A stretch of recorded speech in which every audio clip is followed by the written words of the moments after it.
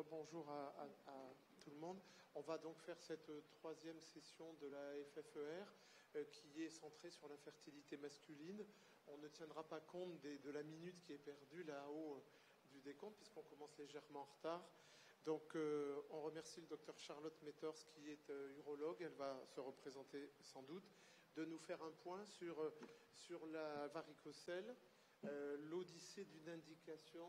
Il y avait un autre titre, je ne me rappelle plus. Oui, en gros, intéressez-vous au varicocèle, elle a l'air très motivée, donc on va vous écouter. Voilà, alors l'odyssée d'une indication, en fait, c'est parce que vous allez voir, la varicocèle, je pense que c'est un sujet que vous connaissez un petit peu tous. C'est un sujet qui n'est pas très simple quand on reprend l'ensemble de la littérature et je pense qu'à la fin de la session, il sera devenu excessivement simple pour vous et que vous aurez compris pourquoi il faut examiner les hommes, dépister les varicocèles et les traiter. Même quand on est dans le cadre d'une fertilité normale et que ce n'est pas la demande initiale. D'où l'odyssée de cette indication. Donc moi, effectivement, je suis le docteur Metters, je suis urologue à l'hôpital de Saint-Cloud. Et je vois effectivement beaucoup d'hommes dans le cadre de l'infertilité. Alors, qui c'est cette fameuse varice? Elle a été écrite, en fait, décrite avant Jésus-Christ, la première fois par Hippocrate. Il l'écrivait comme un sac de verre.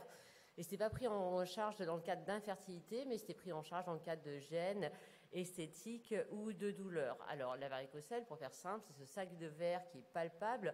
En général, c'est plutôt une pathologie qu'on va trouver de façon unilatérale à gauche, puisque effectivement, à gauche, on va avoir plus facilement un reflux dans les veines gonadiques. D'autant plus quand on a un patient qui est un peu jeune et mince, puisqu'il existe un effet nutcracker. De temps en temps, on va le retrouver de façon bilatérale, c'est plus rare, c'est 1,5% des patients. Et ça peut être uniquement à droite, dans moins d'1% des cas des patients. Au demeurant, quand c'est à droite, on fait attention à faire une écho rénale de façon systématique, puisque ça peut être aussi pathognomonique d'un cancer du rein. Au demeurant, c'est quelque chose de très fréquent, c'est 10% de la population à peu près, et puis c'est 40% des infertilités primaires, et surtout c'est 80% des infertilités secondaires. Donc un homme qui a déjà eu des enfants, qui n'arrive plus à en avoir, il faut penser à ces varices. Alors, le diagnostic, il est assez simple, en fait, et ça, on va passer rapidement, mais le diagnostic, il est d'abord et avant tout clinique, et il est aussi échographique. L'échographie va pouvoir vous permettre, de confirmer la varice, parce que de temps en temps, il y a des scrotums qui sont un petit peu difficiles à examiner, et deux, elle va pouvoir faire le point sur la pathologie testiculaire en recherchant éventuellement une tumeur qui ne serait pas palpable, ce qui est le cas dans à peu près 1% des hommes qui viennent nous consulter pour une infertilité. La prévalence, je vous l'ai dit, elle est relativement fréquente et surtout elle va augmenter avec l'âge d'environ 10% par décennie. C'est pour ça que ce n'est pas parce qu'on n'a pas de varice à 20 ans qu'on n'en aura pas une à 50 ans, ce qui explique pourquoi l'infertilité va être secondaire. C'est d'autant plus fréquent qu'on a cette infertilité et les lésions, en fait, elles vont apparaître de façon progressive au fur et à mesure du temps puisqu'on va perdre une fertilité qui était précédemment établie. C'est plus fréquent aussi chez les hommes qui présentent une insuffisance veineuse. On comprend pourquoi. Il y aurait sûrement une raison sur les valves. Et il y a une forme d'hérédité puisque vous avez 8 fois plus de chances d'avoir une varice si votre papa a une varice. Et d'ailleurs, on le retrouve bien quand on interroge les patients, en fait, l'antécédent de traitement de la varice chez le parent. Et en termes d'IMC, a priori, le fait d'être en surpoids vous protégerait d'avoir une varicocèle. Ça ne vous protège pas d'autre chose par contre. La physiopathologie, elle semble simple. En fait, plus on avance, plus la physiopathologie est extrêmement complexe. Alors ça, on sait bien que l'hyperthermie, c'est une des pathologies que la varicocèle va entraîner. On a au niveau du testicule en cutané et surtout au niveau du sang testiculaire, quand on fait des prélèvements, une augmentation de la température d'environ 2,4 degrés au niveau du testicule. Si le testicule n'est pas en intra-abdominal, en sexe, c'est pour permettre une spermatogénèse. Donc le fait d'entraîner une hyperthermie va altérer la spermatogénèse. Ça, c'est une des raisons. Il y a aussi la pression veineuse. Donc quand on a un reflux, en fait, on a une augmentation de la pression veineuse. Du coup, en fait, des échanges qui se font moins bien. Et ça a été bien démontré par des études sur des radioisotopes. On va avoir une stagnation des produits de contraste et du coup, en fait, on a des troubles du flux sanguin testiculaire artériel et un trouble des échanges. On va avoir aussi, du fait des varices, un déséquilibre hormonal. On sait que la testostérone totale circulante reste la même en population générale quand on a une varice ou non. Par contre, la testostérone en intratesticulaire va diminuer chez ces patients. L'autre problématique, c'est que ces veines refluent à partir des reins, sont des veines qui viennent donc de l'abdomen. Elles vont être chargées en substances surrénaliennes. Les surrénales, je vous rappelle que ça entraîne plutôt des problèmes de vasoconstriction, ce qui n'est pas vraiment bon quand on a déjà un problème d'échange sanguin. On va avoir en plus l'accumulation de toxiques, et en particulier on pense aux patients qui vont fumer. Alors on sait très bien que varicocèle plus tabac, ça ne fait pas de fertilité du tout. Donc voilà, sur ce testicule-là, vous avez l'accumulation des différents toxiques. Et ce qui change vraiment aujourd'hui, la physiopathologie, ça nous paraît plus important au niveau des espèces réactives de l'oxygène, donc ce fameux hypothèse du stress oxydant, ce serait plutôt ce qui se passe au niveau des spermatozoïdes pour expliquer pourquoi on a une véritable infertilité, puisque le stress oxydant localement va entraîner des problématiques de capacitation, d'anomalies de la réaction acrosomique, de la fixation à l'ovocyte. Donc tout ça, ça explique pourquoi la varicocèle va entraîner une problématique.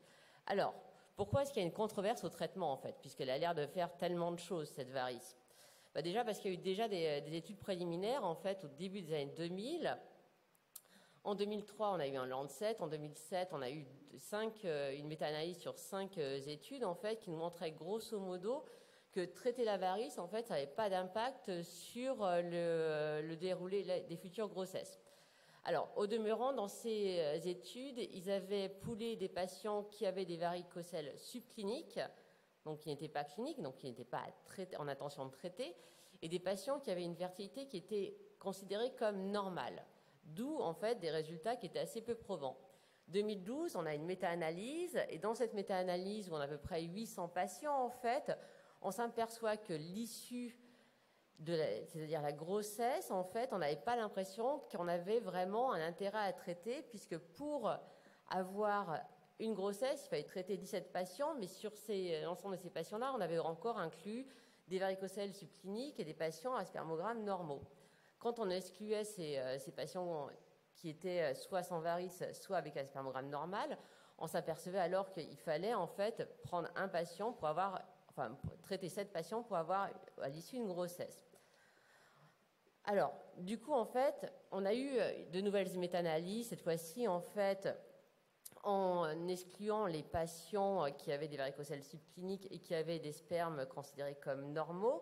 Et alors là, on s'intéresse, en fait, à l'étude de Bazem, qui date de 2011. Le critère principal, c'était les taux de grossesse, et les critères secondaires, c'était l'amélioration du spermogramme. Sur le taux de grossesse, on a effectivement une significativité qui reste faible.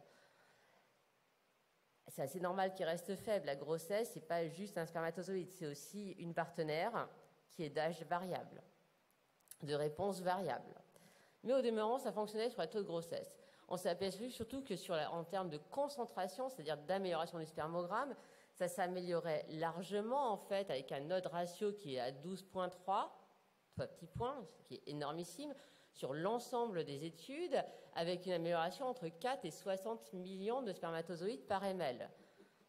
Les chiffres parlent d'eux-mêmes, et l'ensemble des études qui restent du côté droit de la courbe nous disent bien qu'il y a un intérêt à traiter pour améliorer le spermogramme.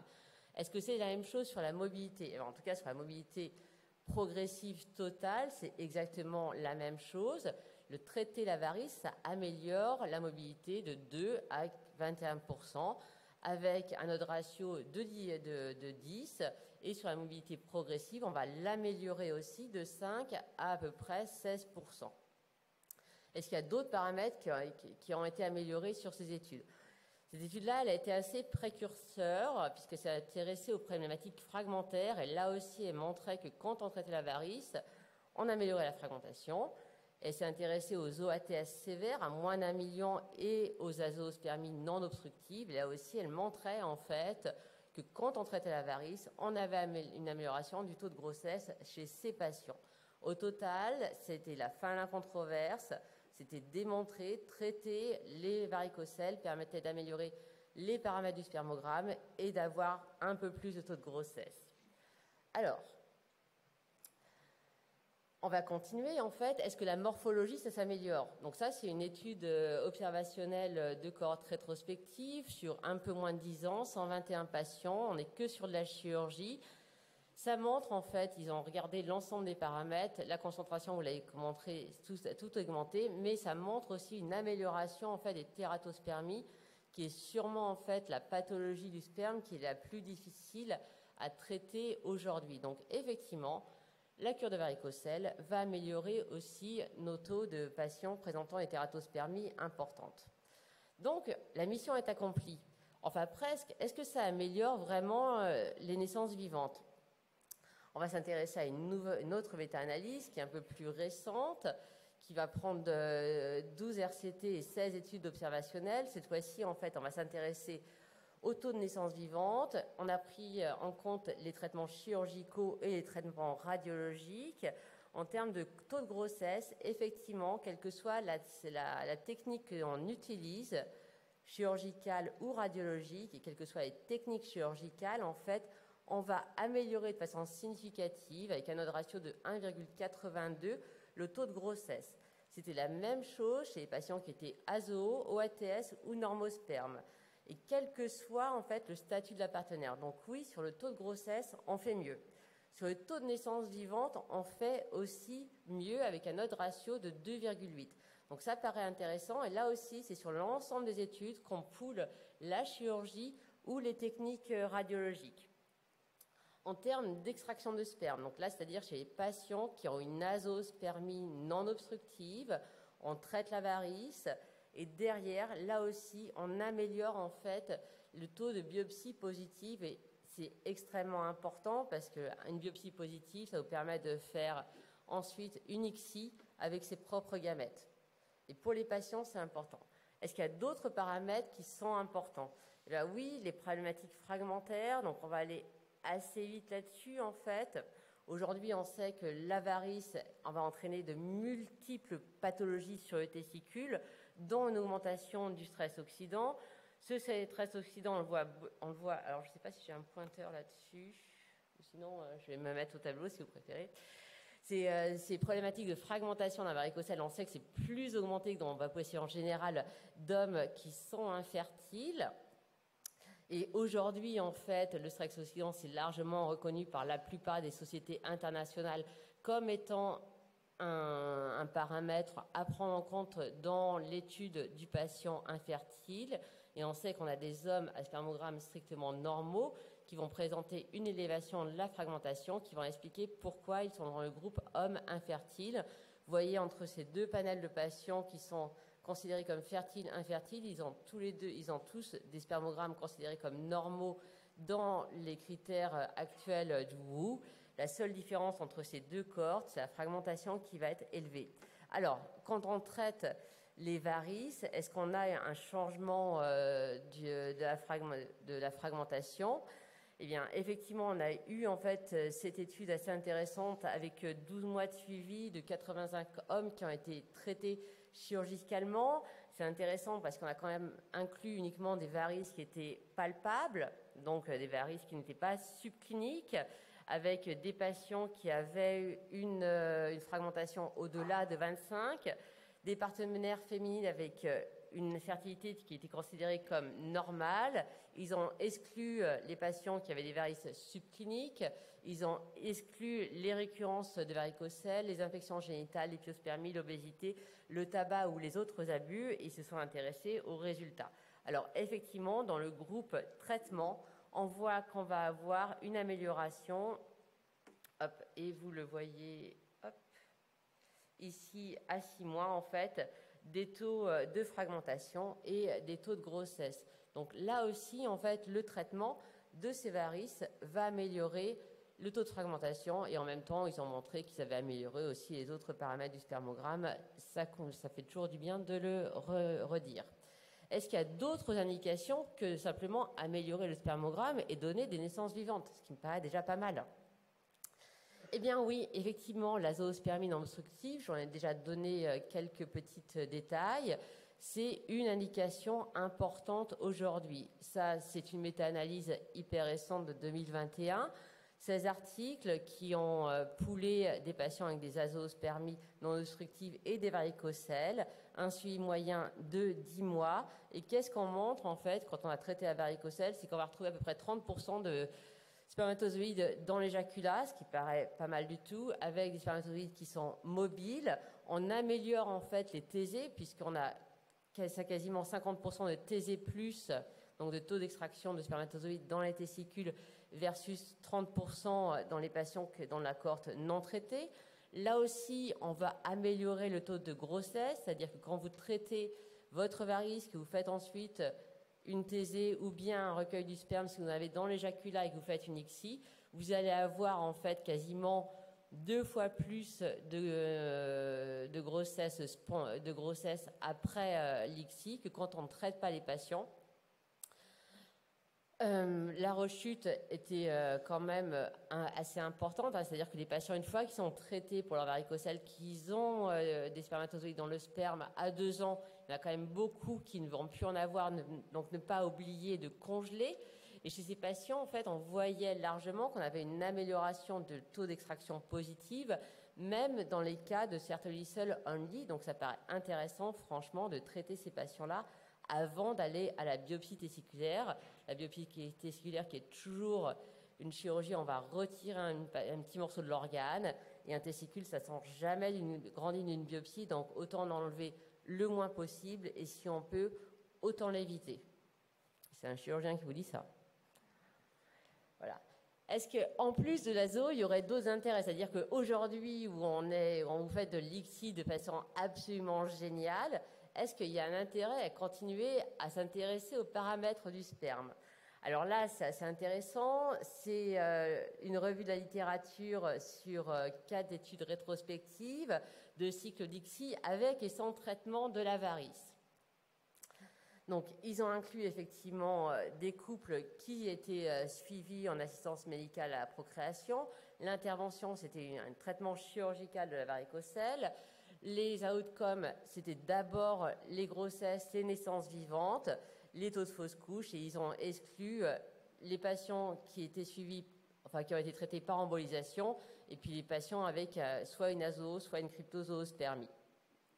Qu'est-ce qu'on montre? C'est que effectivement, les ICSI après traitement de la varicocèle vont avoir plus de chances d'aboutir. Alors effectivement, la ratio est un peu moins importante qu'au départ, 1,59.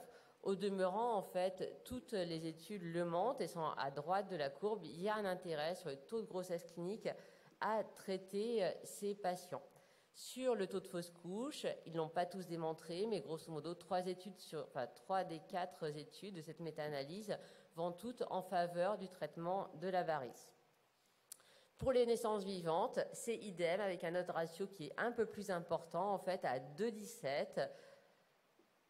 On a une amélioration du taux de naissance vivante après traitement chirurgical de la varicocèle dans le cas de prise en charge de patients, enfin de couples en ICSI.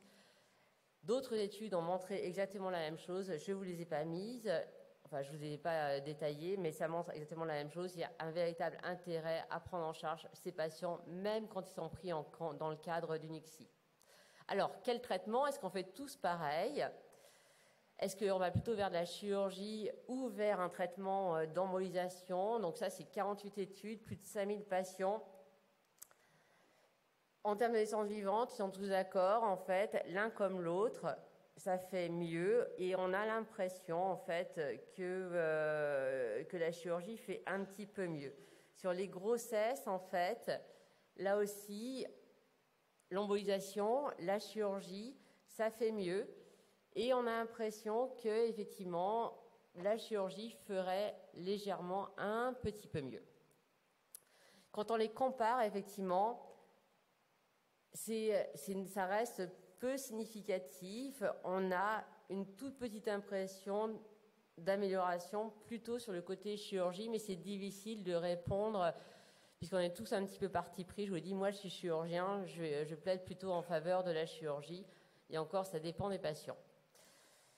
Quand on compare les traitements chirurgicaux entre eux, par contre, là, c'est assez clair. Le traitement chirurgical de référence, c'est la cure chirurgicale de varicocèle par voie subinguinale avec une magnification optique, comme fait Schlegel à New York, comme je fais à l'hôpital de Saint-Cloud, et comme font la plupart des uro-andrologues aujourd'hui. Alors oui, effectivement, le traitement de la varicocèle, on ne sait pas qui est-ce qui fait le mieux. En tout cas, en chirurgie, on sait aujourd'hui quel est le gold standard à utiliser. Est-ce qu'il y a des risques en termes de complications et de récidives? Vous voyez que l'embolisation et la microchirurgie, en fait, ont très peu de récidives, la microchirurgie un peu moins, et très peu de complications. Par contre, les complications de l'embolisation, quand elles existent, même si elles sont très rares, elles sont assez difficiles à gérer. Alors, est-ce que, vu l'évolution des pratiques, est-ce qu'il y a aussi des intérêts médico-économiques? Aujourd'hui, en fait, on s'aperçoit que depuis 1996, plus ça va, plus on utilise de l'ICSI.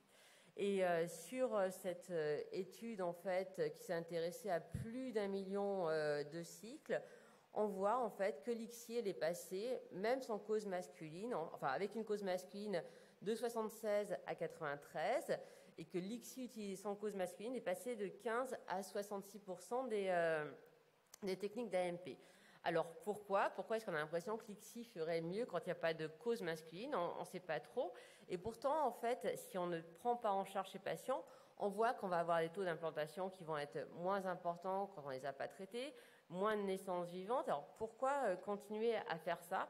On ne voit pas trop l'intérêt sans améliorer le sperme à côté. Donc oui, de plus en plus d'ICSI, mais sans avoir plus d'efficacité. Est-ce qu'au niveau économique, il y a aussi un intérêt à traiter les varices? Effectivement, en fait, là, ce sont des études nord-américaines.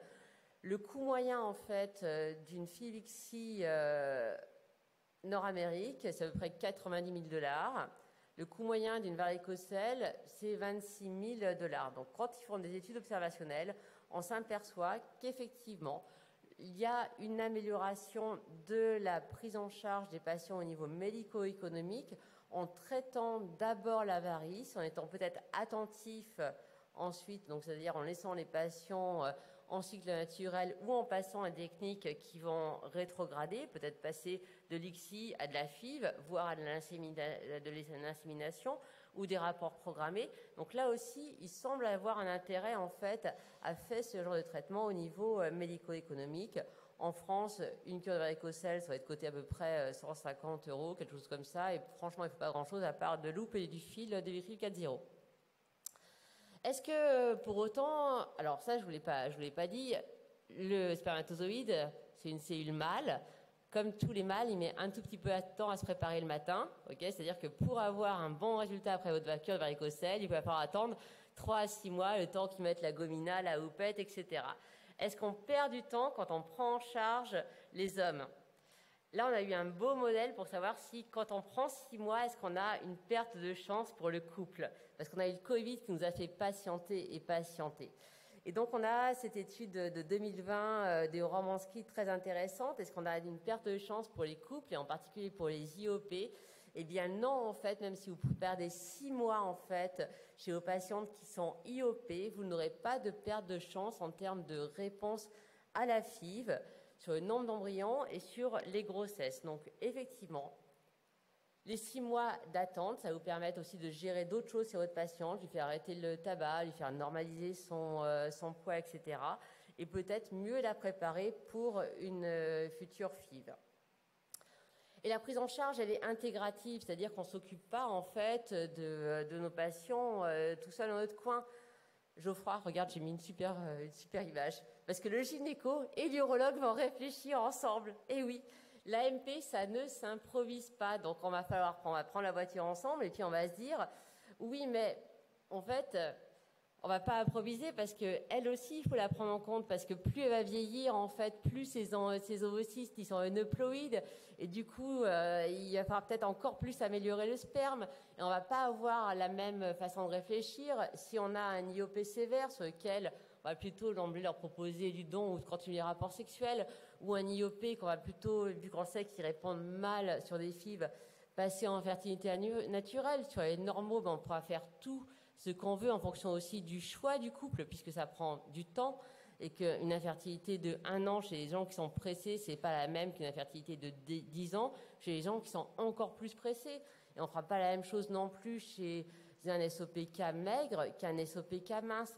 Donc, c'est encore l'importance de l'optimisation de la prise en charge intégrative, de travailler tous main dans la main et d'optimiser au maximum les paramètres de nos patients. Est-ce que de traiter ces varices, il y aurait aussi un autre intérêt chez l'homme? Et oui, il y a d'autres intérêts, parce que les patients viennent nous voir en consultation, c'est extrêmement intéressant pour eux, parce qu'un homme, grosso modo, qui va voir se reproduire, il va avoir entre 25 et 55 ans aujourd'hui, ils vont jamais voir de médecin, en fait. On va être un petit peu leur seul, le seul médecin avec qui ils vont discuter. Et le spermogramme, à mon avis, aujourd'hui, c'est plutôt un marqueur, en fait, global du facteur de risque très large de l'homme.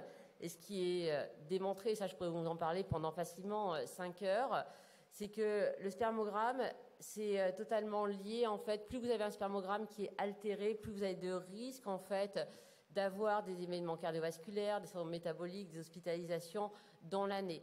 Donc, ces patients qui viennent pour une infertilité, outre leur traiter leurs varices, en fait, on va pouvoir dépister d'autres pathologies. Comme il y a 20 ans, on les a dépistés, en particulier les pathologies cardiovasculaires, quand le Viagra est sorti sur le marché, quand on s'est aperçu que les hommes qui avaient un problème d'érection, en fait, c'était une claudication du pénis et que c'était le premier signe de l'infarctus du myocarde dans les 3 ans. Donc, effectivement, la varice, ça nous permet de dépister et éventuellement d'éviter une surmortalité plus tard chez ces patients-là. Est-ce qu'il y a d'autres indications? Aujourd'hui, le traitement de la varice, c'est très net.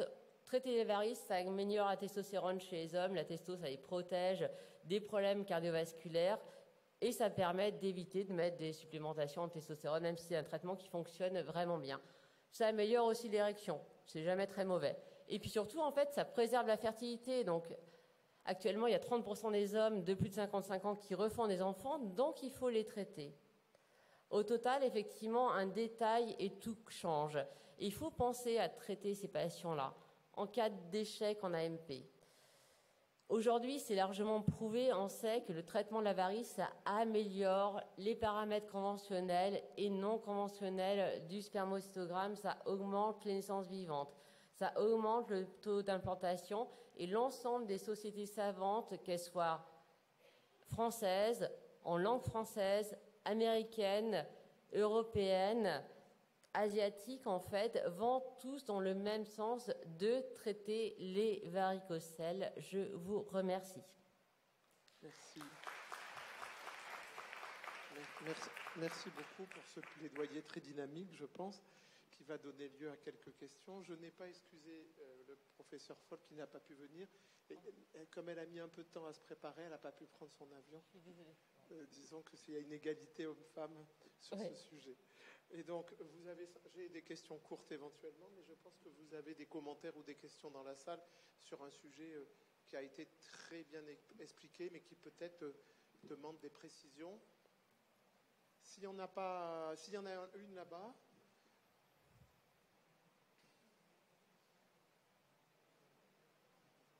Bonjour, alors j'avais juste une question. Vous ne faites pas de différence entre les différents grades de varicocèle? Si, bien sûr, mais ce n'est pas l'objet de la présentation. Donc, en fait, l'objet de la présentation, c'était l'intérêt du traitement des varicocèles. Ouais. Effectivement, sur les méta-analyses, j'explique qu'on a exclu les varicocèles qui étaient subcliniques. Et ce qu'on sait aujourd'hui, c'est que plus une varicocèle a un grade important, c'est-à-dire les grades 3, celles qui sont spontanées en dehors du vasalva, mais en position couchée, plus tu auras une amélioration très nette du spermogramme après le traitement. Mais pour vous, du coup, il existe quand même une indication à traiter potentiellement toutes les varicocèles? Alors pour moi, il existe une indication de traiter des varicocèles qui sont cliniques, c'est-à-dire pas les subcliniques. Hein. De toute façon, aujourd'hui, les recommandations sont très claires des sociétés savantes et il y a des recommandations qui sont toutes récentes de la Société française d'urologie sur le traitement de la varicocèle. Donc, effectivement, il faut traiter les varicocèles qui sont cliniques. Et éventuellement les subcliniques si elles sont associées à une varicocèle contralatérale. Merci. Puis ensuite, ça dépend de ton patient, etc. Tu vois, le subclinique d'un marathonien, il y a sûrement un intérêt à la traiter. La subclinique du patient obésissime, non. Sur des questions courtes, réponses courtes, est-ce que je peux, en étant en prolongement de cette question, est-ce qu'une assistance qui n'examine pas toujours les hommes, ce qui peut être un tort, est-ce qu'on peut assimiler une varicocèle stade 2 écho à une varicocèle clinique ou c'est n'importe quoi? Et réponse courte. Alors oui, il y a une corrélation entre les deux, hein, entre l'échographie et la clinique. 3 petits points. Il faut examiner les patients, c'est hyper important. On dépiste chaque année en fait des tumeurs du testicule, etc. Et puis une pathologie simple qu'on ne voit jamais si on ne dépiste pas les hommes, simplement les eczémas du scrotum qui sont beaucoup plus fréquents qu'on ne le pense, qui vont augmenter la température locale et entraîner les gros problèmes de spermatogénèse. Alors, je continue mes questions courtes. Est-ce que je dois comprendre que j'ai un varicocèle clinique? Est-ce que donc je me fais traiter du moment que j'ai une naso ou une oligoasténo? Oui, non? Oui. Oui. Je me fais traiter, j'ai varicocèle clinique, j'ai un sperme normal, j'ai une infertilité inexpliquée ou on veut me faire une ICSI. Je me fais traiter aussi? Je fais une frague et je vous dis après. D'accord. Vous suivez? Bon, je continue. Finalement, est-ce que j'ai des critères qui vont pouvoir me dire, en dehors de la spécialité du médecin que je consulte, est-ce que je fais un traitement radiologique ou un traitement chirurgical, ou j'ai des indications de traitement chirurgical après échec d'un traitement radiologique? Non, les deux vont bien ensemble. Je dirais qu'il faut aller voir quelqu'un qui sait faire. Oui, c'est sûr. Voilà, c'est... D'accord, je continue. Est-ce qu'à moins de 40 ans... Oui, il va y avoir des questions, mais je finis ma série. Si j'ai moins de 40 ans ou plus de 40 ans, ça change quelque chose? Non.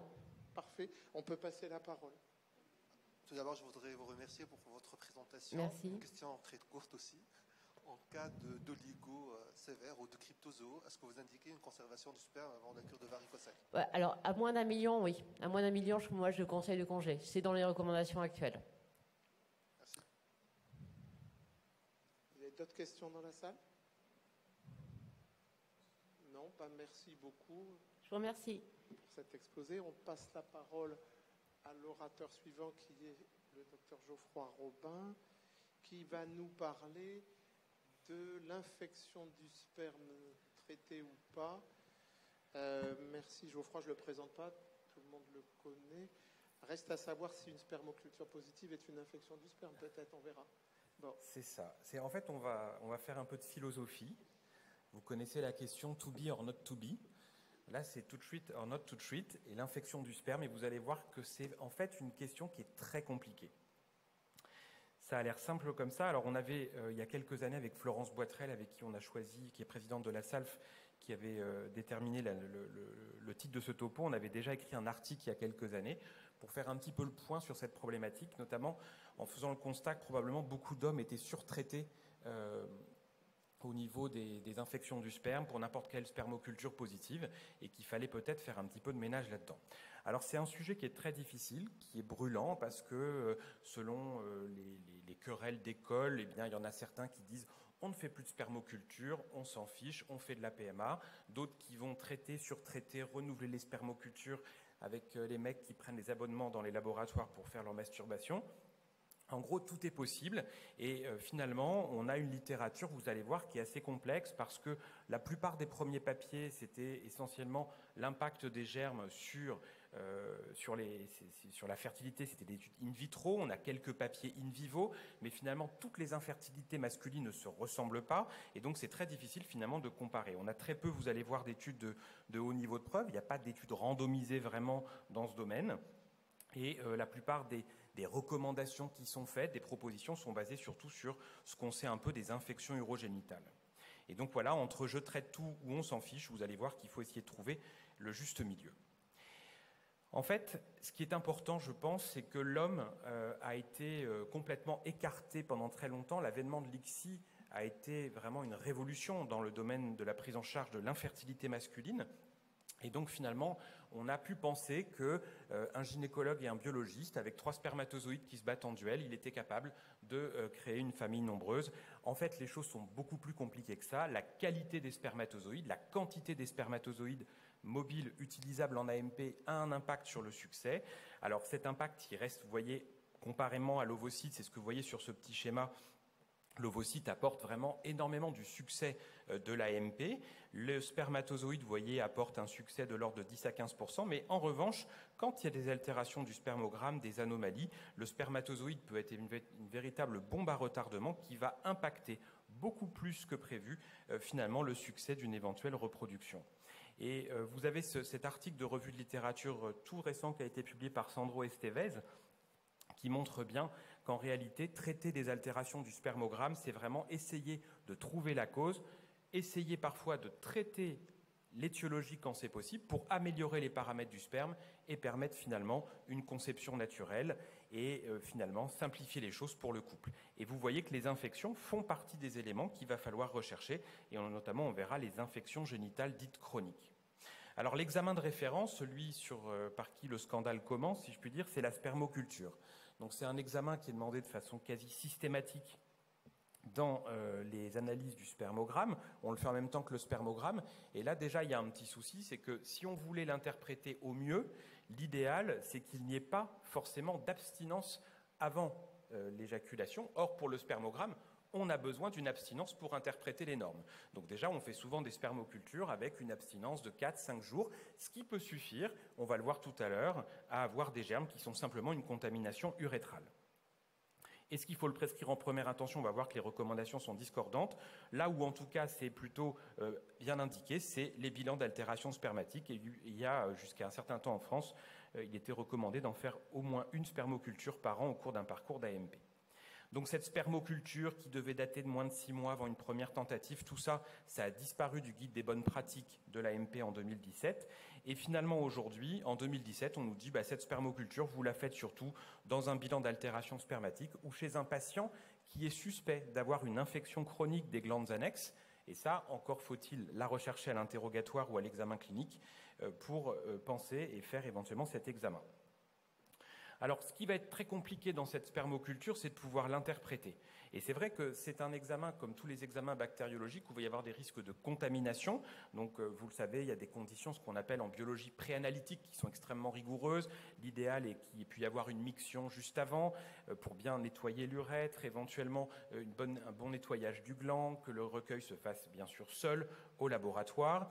Et puis, ensuite, on va regarder s'il y a ou pas des germes. Et la grande difficulté de cet examen, c'est d'être capable de dire il y a des germes, mais ils ne sont pas méchants et c'est normal qu'ils soient là, ou alors c'est une simple contamination, c'est probablement pas pathogène, ou c'est une vraie infection du sperme et il y a peut-être un impact sur la fertilité.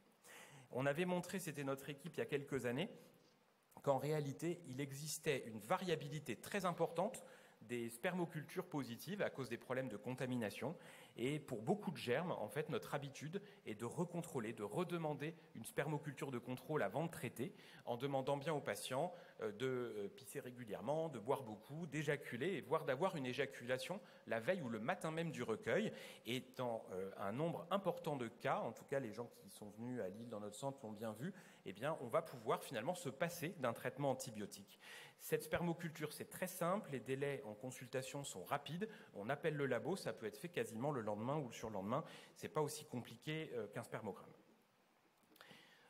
Alors, on a une étude française, vous voyez, de l'équipe de Nantes, qui remonte à il y a quelques années et qui était assez intéressante parce qu'elle donnait un peu une idée des germes qu'on allait retrouver dans les spermocultures. Vous voyez, sur un nombre d'examens qui est colossal, presque 2000 spermocultures par an sur 6 ans d'affilée.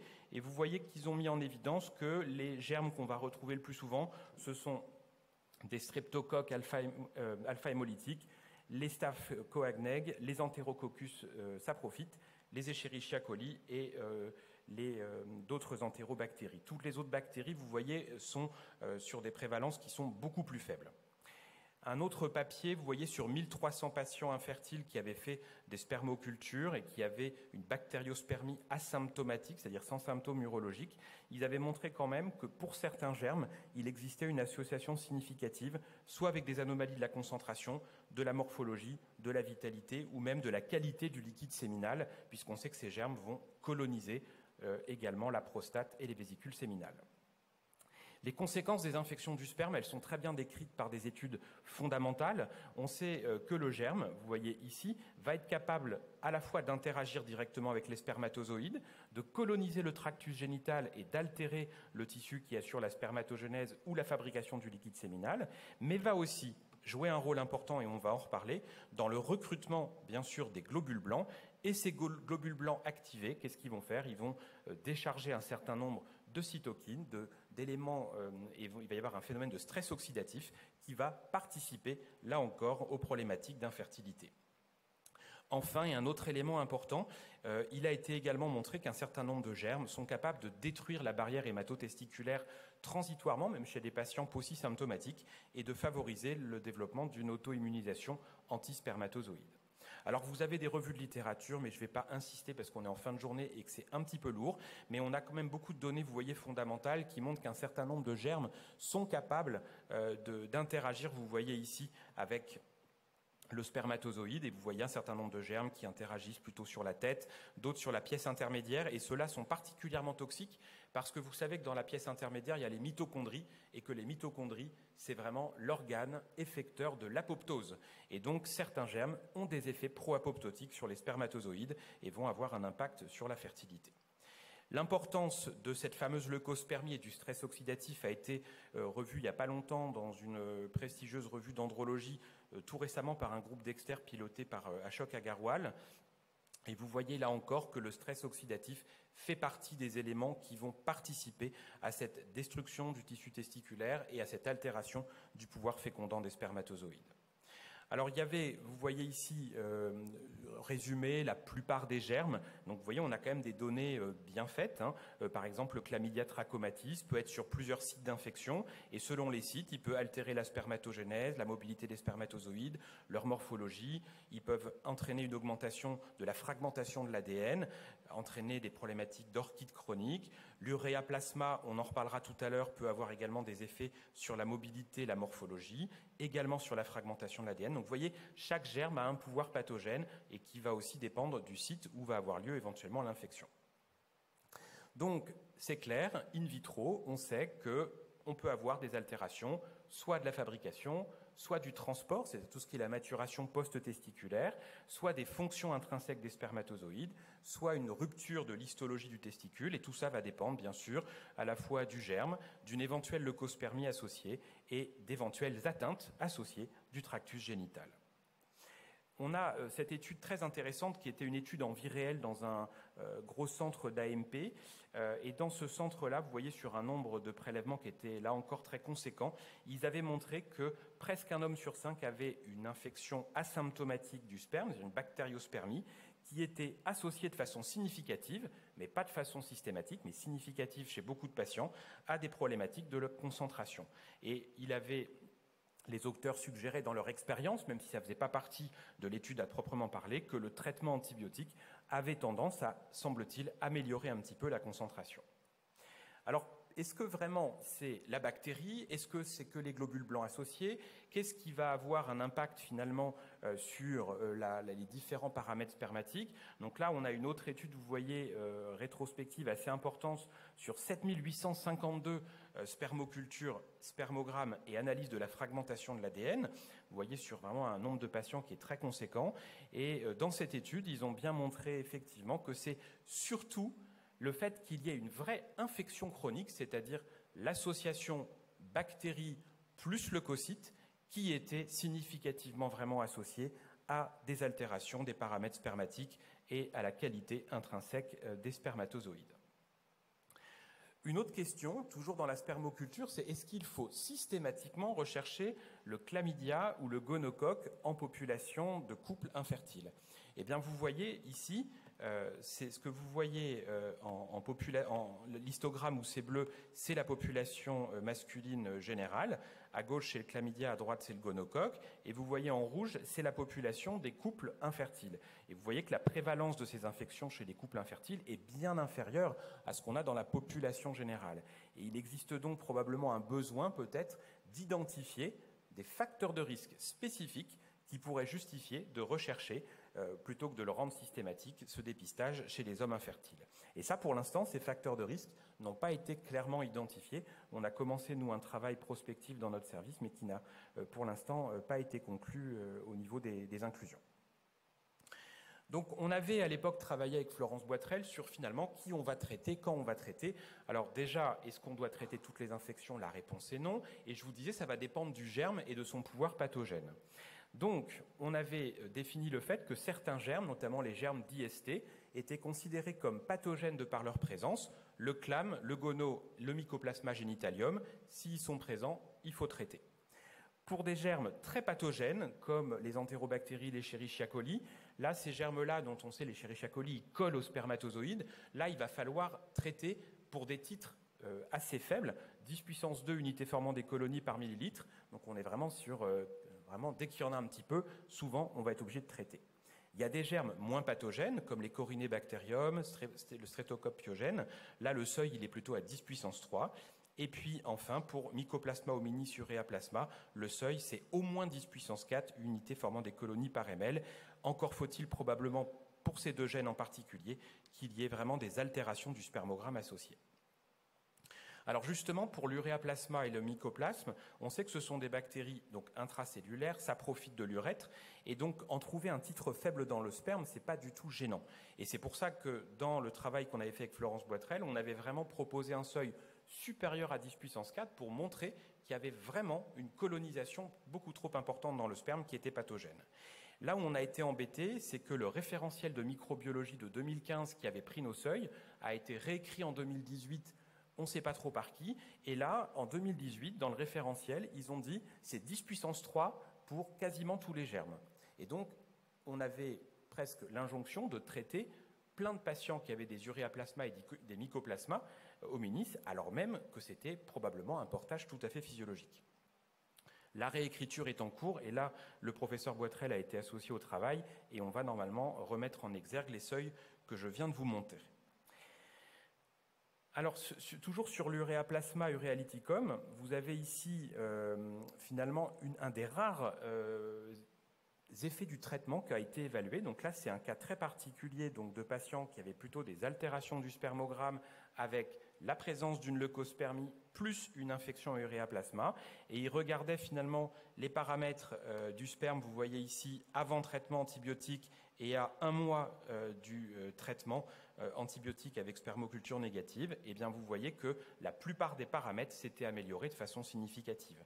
Alors c'est une étude, vous voyez 4 témoins, c'est pas du tout une étude de très haut niveau de preuve, mais c'est une des rares qui démontre un éventuel intérêt dans cette indication particulière d'uréaplasma, OATS plus leucospermie, eh bien a priori un petit bénéfice à traiter ces patients. Alors cette infection du sperme chronique, elle peut ensuite se dégrader et coloniser de façon beaucoup plus importante et chronique toutes les glandes annexes et provoquer ce qu'on appelle une IGAM, c'est-à-dire une infection des glandes annexes masculines qui va, une espèce de prostatite, de vésiculite ou d'épididymite chronique qui vont provoquer à court terme et surtout à moyen et long terme un impact important sur la fertilité. Alors les critères de l'IGAM, ils avaient été repris il y a quelques années. Vous avez 3 groupes qui existent de facteurs cliniques, spermiologiques ou biologiques. Vous avez les facteurs du groupe A, qui sont donc les facteurs cliniques. Groupe B, c'est des facteurs après massage prostatique. Inutile de vous dire qu'aujourd'hui, quasiment plus personne ne fait ça, en tout cas pas dans notre équipe. Et les facteurs du groupe C, qui sont les facteurs spermiologiques. Et vous voyez que pour considérer qu'un patient a ce qu'on appelle une vraie infection des glandes annexes masculines, vous voyez que le critère essentiel, c'est qu'il y ait d'abord des altérations du spermogramme qui peuvent être oligo et ou asténo et ou térato et ou nécrozoospermie, et qu'il y ait ensuite soit un facteur clinique plus un facteur, vous voyez, urologique, soit un facteur clinique plus un facteur spermio, soit 2 facteurs spermiologiques. Et donc, ces critères-là existent, et c'est vrai qu'en les appliquant, et ça, les appliquer, ça veut dire aussi interroger les patients sur les antécédents infectieux, les examiner, vérifier effectivement ces signes cliniques d'appel qui peuvent faire penser à une infection chronique, et bien analyser, bien sûr, votre spermogramme.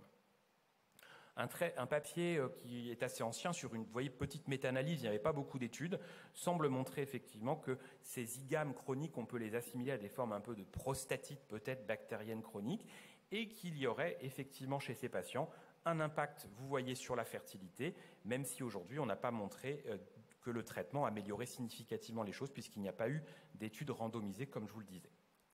Alors du coup, on est dans une situation qui est quand même complexe. Vous voyez, il y a plein de gens qui disent qu'il n'y a pas de données, ça ne sert à rien. Vous voyez qu'il y a quand même beaucoup de données, mais qui sont toutes un petit peu, on va dire, hétérogènes et pour lesquelles on a du mal encore à assembler les choses. Alors si on veut faire une attitude un petit peu pragmatique, qu'est-ce qu'il faut faire quand on a une bactériospermie?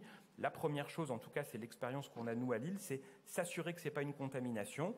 Déjà bien vérifier que le patient ait compris l'importance un petit peu de tout ce qu'il va y avoir pendant le recueil pour respecter tous les critères un peu d'hygiène lors du recueil. Recontrôler la spermoculture pour s'assurer vraiment que c'est toujours le même germe qu'on retrouve à peu près au même titre et s'assurer que tout ça se fasse dans de bonnes conditions. Et si votre bactériospermie est confirmée, on va traiter quand il y a des altérations du spermogramme ou s'il y a une IST ou s'il y a une infection des glandes annexes masculines associées. Alors pourquoi est-ce qu'on va traiter? On peut parfois avoir, et ça, alors on a tous des histoires là-dessus, moi j'en ai régulièrement sur mon activité de médecine de la reproduction, de patients qui viennent avec de véritables infections chroniques des glandes annexes, avec des OATS qu'on va traiter et qui, plusieurs mois après, vont récupérer des paramètres spermatiques subnormaux, voire normaux, avec même des grossesses spontanées. Deuxième intérêt, c'est d'améliorer la qualité des spermatozoïdes. Et ça, je vous disais, on a quelques études qui avaient montré effectivement que la présence de germes associés notamment à parfois des globules blancs pouvait être associée à plus de problématiques, certes sur les paramètres du sperme, mais vous voyez aussi sur la fragmentation de l'ADN, et ce, quelles que soient les techniques qui étaient utilisées. Et donc, on voit bien que les patients qui ont un germe de façon chronique vont avoir des spermatozoïdes a priori potentiellement moins fécondants puisque leur ADN est plus abîmé. Troisième intérêt, c'est éventuellement de limiter les contaminations des milieux de culture en AMP. Alors ça, c'est un risque qui est très théorique puisque vous le savez, en tout cas il y a probablement peut-être quelques biologistes dans la salle, dans les milieux d'AMP, il y a maintenant des petites traces d'antibiotiques qui sont normalement là pour éviter éventuellement s'il y a quelques germes qu'il y ait une contamination des milieux de culture. Et enfin, la question qu'on se pose, et ça vraiment il n'y a aujourd'hui aucune donnée probante, c'est est-ce que quand j'ai des altérations du sperme modérées ou même un sperme normal et un patient qui a peut-être de l'uréaplasma, il n'a aucun autre symptôme, il y a de l'uréaplasma, le sperme est normal, est-ce que si je le traite, je vais améliorer les résultats de ma FIV que je fais par exemple pour une endométriose? Et ça aujourd'hui, il n'y a aucune donnée pour répondre à cette question. Alors si on doit traiter, qu'est-ce qu'on va proposer? Alors ce que disait mon patron, le docteur Jean-Marc Rigaud, qu'un certain nombre de vous ont probablement connu, il disait toujours à ses patients: l'appareil génital, c'est de la tuyauterie, il faut vidanger la tuyauterie. Donc, il disait pisser, pisser, éjaculer, éjaculer. Bon, alors c'est parfois un peu bizarre, les patientes nous regardent à côté avec des yeux ronds quand on dit ça, mais c'est vrai qu'augmenter la fréquence d'émission des éjaculations, ça permet de drainer les voies génitales, notamment pour tout ce qui va être contamination. Si on doit donner une antibiothérapie, eh bien, on va donner bien sûr les antibiotiques qui fonctionnent sur l'appareil génital. C'est essentiellement les cyclines, les macrolides, les C3G. Et surtout, pendant longtemps, on a donné des fluoroquinolones, mais vous savez que c'est plus trop à la mode. On va en reparler tout à l'heure. Je rappelle également que l'azithromycine monodose, qui a été beaucoup donnée pour le chlamydia trachomatis, pour l'uréaplasma, n'a plus sa place dans le traitement de première intention avec les infectiologues, notamment pour éviter toutes les pressions de sélection sur le génitalium, nous demandent maintenant vraiment de privilégier le traitement par cycline pendant minimum 7 jours. Et l'azithromycine devrait être plutôt proposée pour les patients qui auraient des problématiques d'observance. Donc pour les quinolones, vous le savez, il y a eu une lettre de l'ANSM qui rappelle que ces médicaments ne doivent plus être donnés pour traiter des infections non bactériennes, par exemple des prostatites chroniques, et ne sont pas forcément indiqués pour des simples infections du sperme pour lesquelles le pronostic vital est, reconnaissons-le, absolument pas engagé, heureusement. Donc, si on doit résumer, bactériospermie significative confirmer sur idéalement 2 spermocultures avec le même germe, le même titre. On vérifie s'il y a une IgAM, est-ce qu'il y a des symptômes, est-ce qu'il y a d'autres anomalies évocatrices. Si c'est juste une bactériospermie dans un contexte d'altération du spermogramme et que les biologistes souhaiteraient que le sperme soit que la spermoculture soit négative, on va pouvoir proposer un traitement en général assez court. Par contre, si vous avez une IgAM, là, ça va être un traitement équivalent à ce qu'on propose dans les prostatites, c'est-à-dire qu'on part sur des traitements antibiotiques qui vont durer souvent au moins 3 semaines, avec parfois, pour des patients symptomatiques, des cures d'anti-inflammatoires ou d'antioxydants qui peuvent être proposées. Ça, c'est vrai que dans ces cas-là, moi, j'en parle beaucoup avec mes collègues plutôt urologues. Et puis enfin, la spermoculture pour contrôler que votre traitement a été efficace. Est-ce qu'il faut traiter systématiquement la partenaire? La réponse est non. Oui, si c'est du clam, oui, si c'est du gono, oui, si c'est du génitalium. Pour les autres, certainement pas. On ne va pas traiter une femme qui n'a pas de symptômes et parce que son mec a de l'Escherichia coli dans le sperme. Certainement pas. Par contre, lorsqu'il y a des infections récurrentes du sperme, alors que les traitements ont l'air de fonctionner et ça recommence, peut-être faire un examen cytobactériologique des leucorrhées, vérifier qu'il n'y ait pas une vaginose ou un phénomène chez la femme qui puisse favoriser la récidive. Pourquoi pas, mais il y a là-dessus, bien sûr, 0 niveau de preuve. Alors j'ai quasiment terminé, simplement pour tordre le cou à une idée qui était de qu'est-ce qu'on doit faire lorsque l'on a par exemple des leucospermies. Est-ce que ces leucospermies, même quand il n'y a pas de germe, vont avoir un impact sur la fertilité et notamment sur le succès de l'AMP? Il y a un moment, certaines écoles ont proposé dans les leucospermies aseptiques de donner une triple antibiothérapie pendant 3 semaines associée à des anti-inflammatoires, voire des antioxydants, donc des traitements extrêmement lourds, où on traite quelque chose dont on ne sait pas s'il y a vraiment un germe.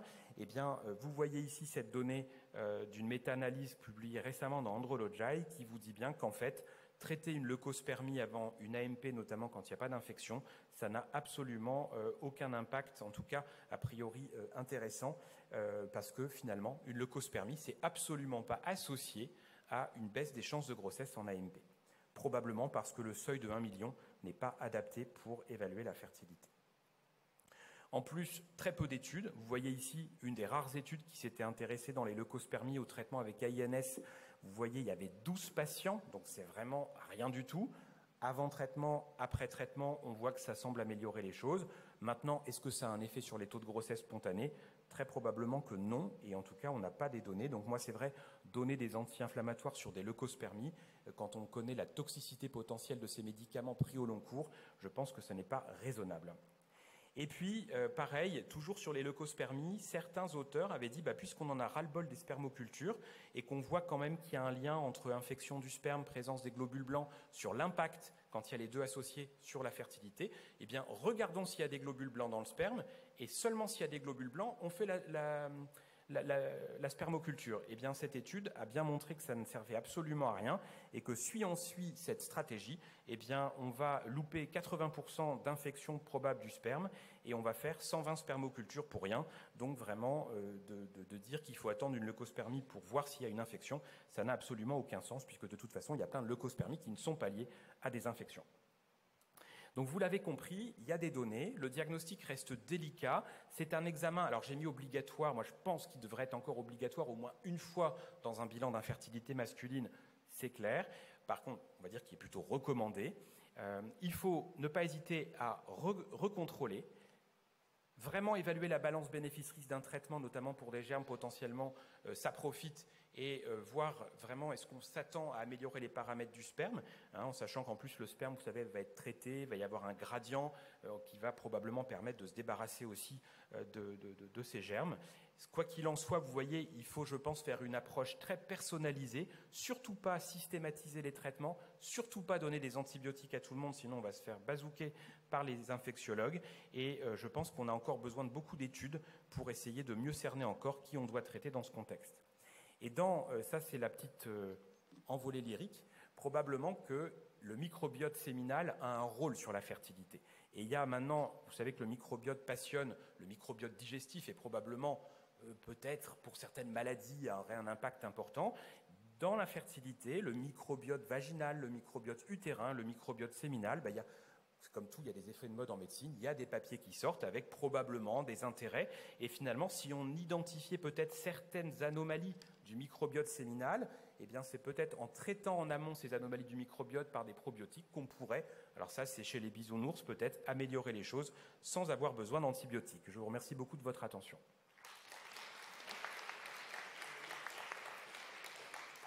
Bon, merci beaucoup Geoffroy, un exposé très complet, très clair, des conduites à tenir très claires. Il y a des questions dans la salle sans doute? Le temps que vous en trouviez une, j'en aurai peut-être deux. Tu as insisté sur sur le fait que une spermoculture positive n'est pas spécifique, puisque tu nous dis qu'elle a tendance à faire des faux positifs et que dans l'attitude lilloise en particulier, il était de bonne pratique de recontrôler. Et tu ne nous as pas dit le pourcentage d'examens différents quand tu recontrôles. Donc si tu peux déjà me dire ça. 65% qui sont négatifs. Alors, dans 2 tiers des cas. C'est tant mieux parce qu'on n'a pas traité des gens pour rien. Ma question additionnelle à ça, c'est on traitait donc une mauvaise spécificité qui aboutissait à des faux positifs. Mais cet examen est connu pour être pas très sensible non plus. Et donc, le fait que votre deuxième soit négative vous dédouane pas de lequel je crois. Alors, ce qu'on essaye souvent de faire, c'est vraiment que le deuxième, on essaye vraiment de le faire dans notre labo pour qu'on soit vraiment dans des conditions optimales. On sait que c'est vraiment les conditions préanalytiques qui vont le plus influencer vraiment la sensibilité de cet examen. Et donc, c'est pour ça que ces patients-là, on leur donne des créneaux spécifiques. Ils sont vachement rebriefés sur comment se préparer pour le recueil pour vraiment limiter un maximum les contaminations. D'accord. Et après, je laisse la parole à la salle.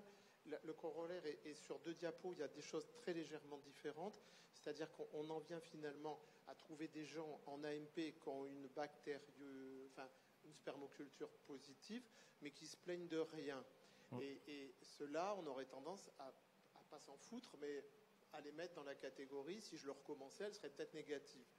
Et une autre catégorie qui ont une oligoasténotératospermie. Donc, et ceux-là, ils sont malades. Donc, je leur cherche plutôt une infection génitale chronique masculine. Et donc, dans une de tes diapos, tu partais de OATS, si OATS et spermoculture positive, je cherche une infection génitale masculine. C'est ça, je pense, qu'on doit retenir. Oui. Mais sur ton très bel organigramme, tu avais supprimé OATS, tu avais mis j'ai une bactériémie positive, PAM, et je cherche une IgAM. Oui, et donc, tu as une très légère différence sur tes diapos. Parce qu'en fait, sur cet organigramme, j'intègre le fait aussi qu'il y a parfois les germes d'IST qui sont chez des patients asymptomatiques. Ils sont pathologiques. Voilà, et qu'il va quand même falloir traiter. C'est pour ça. Mais effectivement, pour ça que je dis bien, ce tableau, il est très important de tenir compte du type de germe et surtout de son titre dans le sperme, pour savoir si on fait quelque chose. Dit aussi. Est-ce qu'il y a des questions? Oui, allez-y. Le micro par là.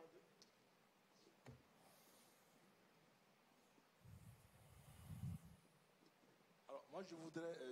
merci pour vos topos très clairs et enrichissants. Moi, ma question est de savoir, est-ce que vous pensez qu'il ne faut pas traiter les infections parce qu'il y a une contamination du sperme lors du prélèvement, ou bien vous pensez qu'il n'est pas nécessaire de traiter même s'il y a infection? Si j'ai bien compris. Les deux. Il y a des fois où c'est des contaminations très probables, et il y a aussi probablement des germes dont on sait que leur présence dans le sperme n'est pas, à une certaine concentration, n'a pas d'effet pathogène. Et je pense du coup qu'il ne faut pas chercher à stériliser tous les spermes avant une AMP quand on est vraiment sur des concentrations faibles pour lesquelles on sait qu'a priori il n'y aura pas d'impact sur la qualité du sperme. Et donc le résultat de l'AMP. Nous, on a beaucoup simplifié quand même ces dernières années nos stratégies. Quand j'étais interne, dès qu'il y avait un germe, on traitait. Et c'est vrai que c'est vraiment nos infectiologues qui nous ont dit que c'était de la folie douce. Vu le niveau de preuve qu'il y a, il faut vraiment limiter à ceux pour qui ce serait vraiment nécessaire. Le micro devant. Alors déjà, merci pour votre présentation. Et moi, je vais être directe. En fait, c'est des cas pratiques auxquels j'ai été confrontée. En toute sincérité, je n'ai pas su quoi faire réellement. Donc, c'était des cas en vue d'insémination intra-utérine, suite à une préparation. On m'appelle du laboratoire pour des cas qui se répétaient en présence de leucospermie. Donc, est-ce que dans ce cas où il y a eu échec, parce que finalement on a fini par par passer à l'insémination? Et est-ce qu'il y a relation réellement entre l'échec des inséminations qui ont été faites avec la leucospermie ou pas? La réponse est, d'après la méta-analyse toute récente, c'est non. Oui, c'est ce que j'avais cru Voilà, comprendre. tout à fait. Mais est-ce qu'on doit traiter pour une éventuelle... Probablement, en fait, ce qui est très intéressant dans cette méta-analyse, c'est qu'ils ne remettent pas en cause l'impact de la leucospermie, mais ils disent que le seuil de 1 million défini par l'OMS est probablement beaucoup trop bas, et que pour eux, ils disent que si on disait, par exemple, c'est plus de... Je crois qu'ils disaient 7 ou 8 millions, eux, ils pensent que plus de 7 ou 8 millions, là, on trouverait peut-être quelque chose. Voilà. Et c'est ça qui était un peu remis en cause, mais c'est vrai que dans la méta-analyse, ils n'ont pu faire que... ils avaient le chiffre, c'était leucospermie oui, non, en gros. Et c'était avec le seuil OMS, et c'était la méthodologie qui voulait ça. Donc, ce que je dois retenir, ne pas traiter en cas de leucospermie. Non, voilà. Surtout pas. Voilà. Parfait, merci. Et surtout, voilà, les seuls traitements potentiels qui n'ont pas fait la preuve d'une grande efficacité, c'est les AINS. Donc, donner des AINS pendant des semaines et des semaines en prenant des risques sur le plan rénal, sur le plan éventuellement infectieux, sur le plan digestif, pour quelque chose qui est à peine prouvé, c'est vrai que ce n'est pas raisonnable aujourd'hui. Parfait, je vous remercie. Je vous en prie. Merci beaucoup. Est-ce qu'il y a d'autres questions? Non. Écoute, merci beaucoup, Geoffroy. Merci beaucoup. Pour cet exposé très clair.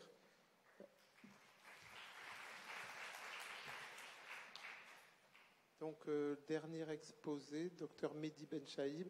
Peut-on prescrire le succès d'une AMP de cause masculine? Ça nous intéresse. Hein. Et puis, on a dû dépasser le stade du TMS. Merci, on vous écoute. Donc bonjour, je remercie de Paris Santé Femmes de m'avoir présenté aujourd'hui. Donc je me présente, Mehdi Benchaïb, MCUPH, en biologie de la reproduction. Donc je suis médecin biologiste et je travaille aussi un peu dans le traitement des données. Et donc le sujet qu'on va porter, c'est peut-on prédire le succès d'une AMP de cause masculine? Alors, premier point, la prédiction est différente de l'explication. Ça, c'est très important. Quand on prédit, on n'explique pas. Et un exemple simple, ça va vous rappeler vos souvenirs de lycée, la gravitation universelle. Newton, et on donne la force en fonction d'une constante, de 2 poids et d'une distance. De cette manière, on va être capable de prédire la force. Cependant, on sera incapable de l'expliquer. On ne saura pas à quoi elle est due. Est-ce qu'il y a des atomes, des électrons, d'autres forces impliquées? Et donc ça, c'est important de savoir que quand on prédit, on n'explique pas. Et en fait, deuxième question, on prédit. Mais pour qui on veut prédire? Est-ce qu'on veut prédire pour une population? Oh, excusez-moi, quand on bouge, c'est sensible. Pour une population, c'est ce qu'on fait habituellement. Madame, en fonction, le couple, en fonction des caractéristiques que vous avez tant de probabilités de développer une grossesse, puis d'arriver à une naissance vivante. Ou alors, ce qu'on veut parler, c'est l'individu. Et quand on est en l'individu, c'est ce que nous demande la femme ou le couple en face de nous. Est-ce que je vais avoir une grossesse ou pas? Et on ne va pas lui dire 25%. Elle ne va pas partir avec 25% d'un bébé. Elle veut savoir, l'aurais-je ou je ne l'aurais-je pas? Donc, c'est la difficulté. C'est quel est le sens de la prédiction que l'on veut faire? Et ça, c'est très important. Lorsqu'on parle de prédiction, c'est définir les termes. Les prédictions vont être différentes. Et je me permets de vous rappeler les différentes étapes d'une fécondation in vitro. La fécondation in vitro, vous vous rappelez, d'abord 10 à 14 jours de stimulation ovarienne pour un truc standard. Puis le déclenchement, le recueil des spermatozoïdes qui vont être traités, où on va sélectionner les plus intéressants. Et là, je reviens sur les 2 précédentes présentations. On espère que tout ait été fait en amont pour qu'à ce moment clé, on ait le top des spermatozoïdes. Donc, traiter les infections, traiter les varicocèles et quoi d'autre? Tout ce qui doit être fait en amont pour être sûr que nous avons le mieux du mieux. Ensuite, on va permettre la rencontre des gamètes et enfin, le transfert. On a donc des différentes données. Des données masculines qui vont être des données quantitatives, qualitatives, des données féminines, quantitatives et qualitatives. Nous allons avoir l'impact du traitement. Cet impact du traitement va nous donner une cohorte d'embryons. Sur ces embryons, certains seulement vont être utilisables et certains vont être transférés. On aura soit la grossesse, la victoire, ou alors nous avons l'échec. Et nous allons répéter. Et nous allons avoir une fluctuation au cours du temps. Et donc, il faut que nos modèles, c'est ça la difficulté en AMP, et que peu fasse, on considère que chaque tentative est indépendante. Ce qui est faux.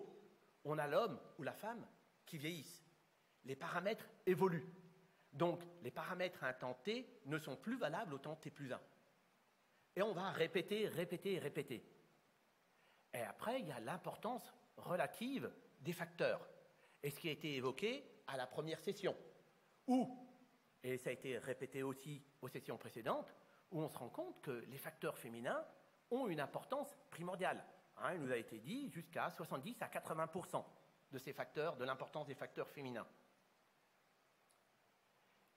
Maintenant que nous avons posé la problématique, qu'est-ce que nous avons pour essayer de prédire le résultat d'une AMP de cause masculine?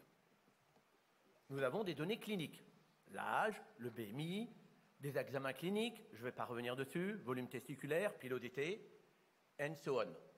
Des données biologiques, le premier, spermogramme, spermocytogramme, spermoculture. Ensuite, le bilan hormonal. On va compléter avec des examens de seconde attention, l'analyse automatisée du mouvement. On va compléter avec l'étude de l'intégrité du noyau, plus d'autres examens qu'on pourra rajouter au fur et à mesure de l'augmentation des connaissances. Et là, on commence à avoir toute une série de paramètres qui vont nous permettre de construire des modèles prédictifs. Et ça devient de plus en plus intéressant. Mais, et c'est là, cette diapo que j'adore, que je montre à chaque fois, ceci, c'est les variations du sperme chez un même individu.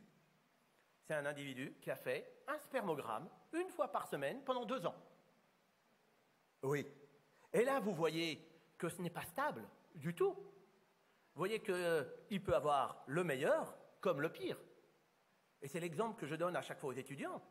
Vous faites le spermogramme ici. Vous dites, monsieur, vous n'êtes pas en forme, mais j'ai appris mes cours, on va vous faire revenir dans 3 mois, c'est peut-être un épiphénomène. On le fait revenir 3 mois plus tard. Il est là. Et là, c'est la panique. Monsieur, c'est en train de s'altérer. Il va falloir qu'on mette en route la batterie, prévoir de la congélation de sperme, voir s'il va falloir vous faire tout un bilan. Et ça remonte. Et là, la grossesse spontanée. Donc, il faut prévoir sur des données qui fluctuent au cours du temps. Donc, comme à la bourse. Et vous avez vu tous les modèles boursiers, ils sont tous bons.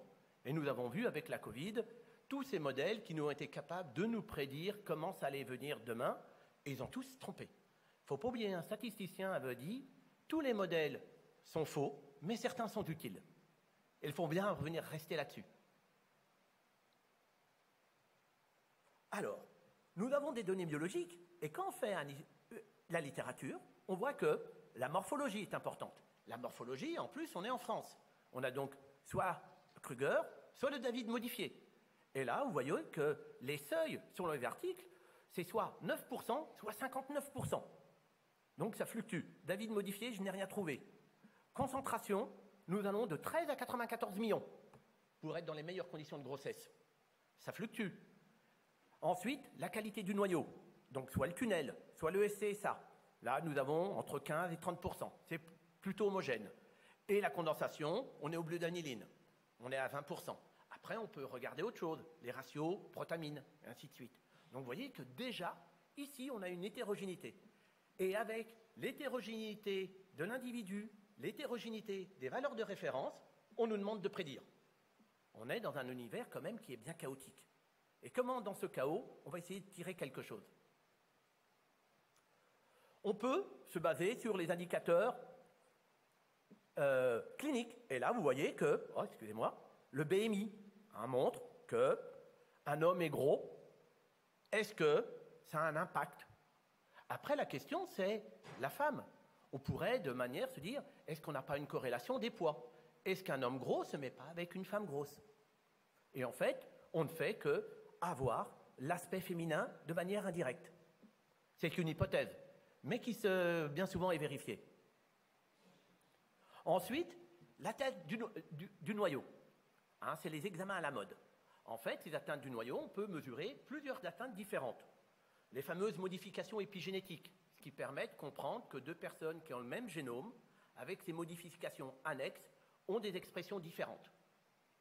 Ça, c'est l'épigénétique. après la fragmentation de l'ADN, qui nous montre un impact qui peut avoir plusieurs étiologies. La varicocèle, des infections génitales à répétition, des expositions à des toxiques, à des irradiations, et beaucoup d'autres. Donc ceci a un impact. On peut avoir aussi des aneuploïdies, parce que dans une population de spermatozoïdes, on sait qu'il y en a tout le temps une proportion qui est aneuploïde, par défaut. Et cette proportion d'aneuploïdes peut être plus ou moins augmentée, en particulier lorsqu'il y a une tératozoospermie. On sait que ce pourcentage d'aneuploïdes va augmenter, et ça peut avoir un impact.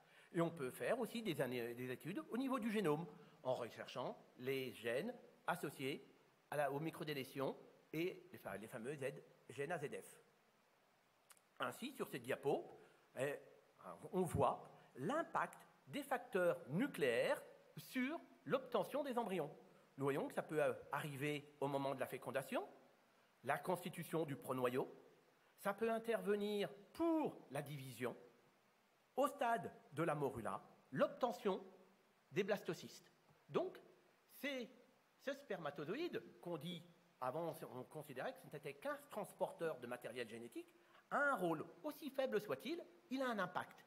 Et il peut même avoir un impact qui est plus tardif, qui peut se traduire par des anomalies qui vont apparaître, soit chez le fœtus, soit post-conceptionnel, avec un risque d'apparition de cancer augmenté. Donc c'est beaucoup plus complexe que l'on croit.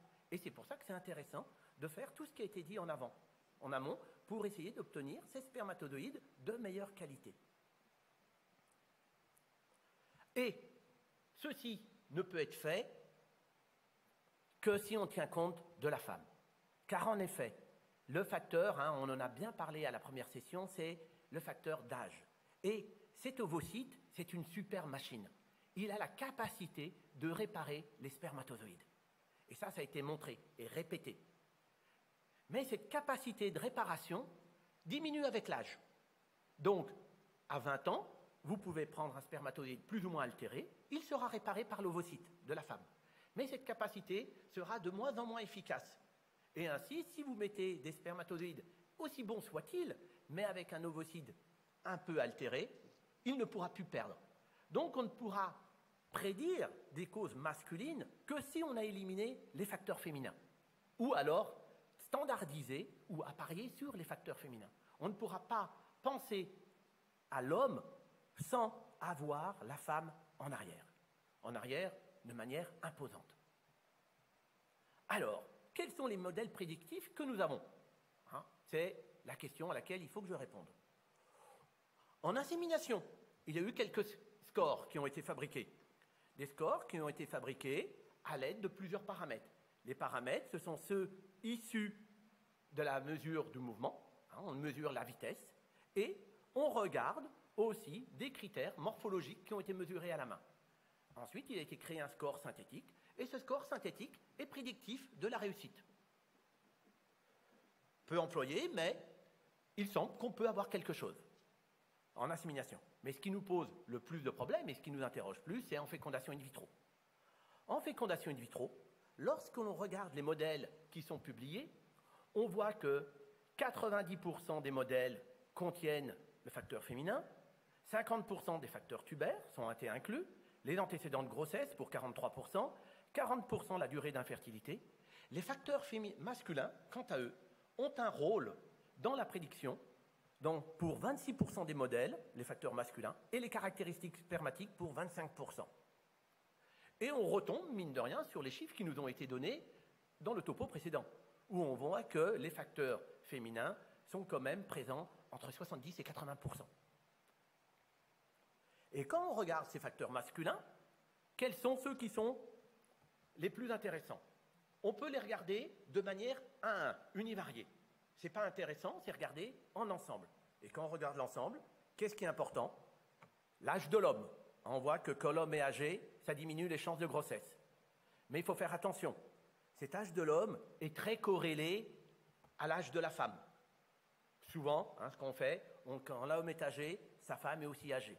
Un peu moins, mais il y a un âge. Donc en fait, on a derrière cet âge masculin l'âge de la femme. Autre élément que l'on voit, c'est l'altération du noyau. C'est un facteur de mauvais pronostic. Et enfin, le nombre de spermatozoïdes mobiles après le TMS. Donc on voit que ce fameux TMS a toujours son rôle. Le but, c'est d'avoir des spermatozoïdes et qu'ils soient mobiles. Et il semblerait que même en ICSI, si on arrive à avoir des spermatozoïdes mobiles, mais peu, ça veut dire qu'intrinsèquement, il y a des problèmes qu'on n'a pas pu mettre en évidence qui sont à l'origine de ce faible rendement. Donc on ne sait pas tout, mais cette mobilité, en fait, n'est qu'un des symptômes des phénomènes qui sont antérieurs. Autre étude, on voit ici que parmi tous les facteurs masculins qui ont été intégrés dans cette étude, nous avons simplement la morphologie qui a été extraite. Et l'âge de l'homme est présent comme l'âge de la femme. Mais parmi tous ces facteurs, en fait, on n'en voit qu'un qui ressort. En fait, maintenant, on ne peut pas parler de prédiction sans parler de l'intelligence artificielle. Qu'est-ce que fait les intelligences? Est-ce qu'on pourrait construire des modèles? Je vous rappelle, un système d'intelligence artificielle, qu'est-ce que c'est? On a des données, on les sépare en deux, on va entraîner un modèle, il va créer un modèle, et ensuite, on va pouvoir tester ce modèle sur une deuxième partie des données. Et ensuite, on va tester ces modèles. Ça, c'est l'intelligence artificielle. Et en fait, on commence à voir de plus en plus de papiers qui utilisent ces modèles. Alors, ici, ce qui était intéressant, c'est qu'ils ont comparé plusieurs systèmes. Donc, quand on parle d'intelligence artificielle, on parle aussi bien des réseaux neuronaux que d'autres systèmes. Et ici, nous voyons que les facteurs masculins n'avaient pas de poids important dans l'utilisation. Frustrant. Et autre chose, j'en profite, ici ils ont testé et ils ont dit, bon, c'est pas grave, on va faire tout. C'est ce qu'on dit la plupart du temps. On prend toutes les données que l'on a et on les met dans nos modèles, dans nos réseaux neuronaux. Et plus on va mettre de données, plus ça va être précis. C'est faux. On a ce qu'on appelle le fléau de la dimension. Et là, vous voyez, on est confronté à ça. Ici, ils ont mis 82 facteurs, ici 78. Et si on regarde l'air sous la courbe, ce qu'on a l'habitude de regarder, on voit que moyen de modèle, l'augmentation des données n'améliore pas la sensibilité des modèles. Alors en conclusion, peut-on prédire le succès d'une AMP de cause masculine? Le succès, je répondrai non. Par contre, on peut dire on n'est pas dans les meilleures conditions de réussite. Donc on peut dire on ne va pas prédire la réussite, mais on va dire qu'on a plutôt un risque d'échec augmenté. Ce qui est différent. Donc qui dit risque d'échec augmenté, c'est qu'est-ce qu'il faut faire pour diminuer ces échecs. Pour l'instant, c'est ce qu'on est capable de faire. Et je vous renvoie sur les deux précédents topos, qui l'ont bien illustré. Parce qu'il ne faut pas oublier, un embryon, c'est la rencontre de deux gamètes. Et en plus, il faut un utérus. Donc si vous mettez l'embryon, aussi fantastique soit-il, mais dans un utérus qui n'a pas été correctement préparé, ça ne sert à rien. Donc, en regardant le spermatozoïde, nous ne regardons qu'une des facettes. Nous avons quand même un triangle. Nous avons l'homme, la femme et enfin l'utérus. Donc on a quand même un triangle où les deux côtés sont féminins. Et la pointe fine est masculine. Et cet ovocyte qui possède des capacités de réparation, qui va être capable de réparer ce spermatozoïde qui est altéré. Cependant, si ce spermatozoïde est trop altéré, l'ovocyte, aussi bon soit-il, ne pourra pas le réparer. Donc lorsque ce spermatozoïde est très altéré, aussi puissant soit l'ovocyte, on reste quand même confronté à un mur qu'on ne pourra pas franchir. Donc, on développe de plus en plus de nouveaux biofacteurs, de nouveaux bioéléments. Ces bioéléments vont nous permettre d'améliorer les facteurs prédictifs. Et non seulement d'améliorer les facteurs prédictifs, mais en fait d'avoir quelque chose d'explicatif. Et en expliquant, on va pouvoir traiter. Et c'est en traitant qu'on améliorera nos résultats. Et c'est comme ça que je vois, peut-on prédire? Non. Peut-on améliorer? Oui. En tenant compte de tous les éléments que nous avons à notre disposition. Je vous remercie. Et ça, c'est pour illustrer. Je vous avais vu qu'il y avait Mohamed Ali qui était au sol, ça c'est le couple après les échecs, et le couple, une équipe d'AMP, c'est de permettre d'avoir la victoire, même si on n'y croit plus. Merci. Oh, j'étais rapide. Merci beaucoup pour cet exposé, qui chez nous est évidemment atypique et qui nous réorganise nos idées, puisque vous nous avez dit que les statistiques, c'était la manipulation des chiffres. Vous avez remis les idées dans l'ordre, espérons. Est-ce qu'il y a des questions, des commentaires dans la salle? Oui. Un micro à droite. Enfin,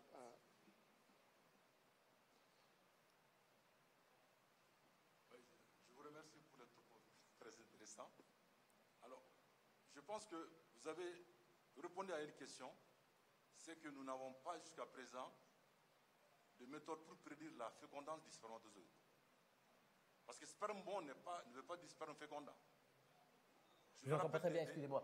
C'est-à-dire, je dis, vous avez répondu à la question, comme quoi nous n'avons pas jusqu'à présent de méthode pour prédire la fécondance du spermatozoïde. Parce que le sperme bon, par les critères de l'OMS, ne veut pas dire que le sperme est fécondant. Je me rappelle des exemples où le patient, le couple a fait 4 tentatives d'insémination intra-utérine, et quand on est passé à la FIV, il n'y a pas eu de fécondation. Alors que le sperme est bon selon les critères de l'OMS. Donc, aujourd'hui, je pense que nous avons beaucoup de méthodes, les TMS ou autres, mais nous n'avons pas pu avoir des analyses qui peuvent prédire que ce sperme-là est fécondant.